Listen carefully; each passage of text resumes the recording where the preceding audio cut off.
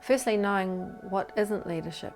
So in my view today, I think we're in a very confused society, particularly if you're Māori and you are cycling around or becoming a part of leadership, leadership in whatever you do.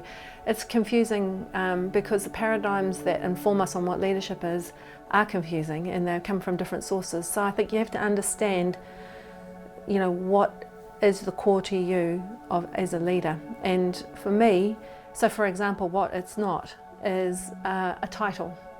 It's not, you're the chair of this, you're the leader of that, you're the CEO of this, you are the president of.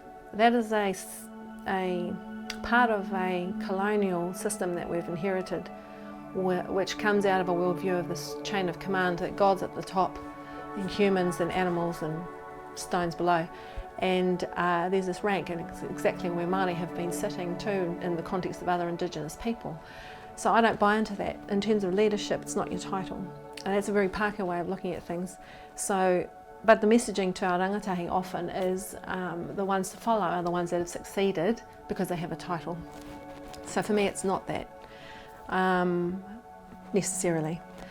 The other part of it, I think, is understanding that leadership is being part of an ecosystem. So again, it's not a chain of command, it's actually where do your skills and where does your perspective add to the community or add to the advancement of others. So servitude is an inherent value that is, I think, a part of my leadership, my core belief in why you do what you do, because it isn't about you. It is not about building a profile and about being well known over Facebook and about telling your story.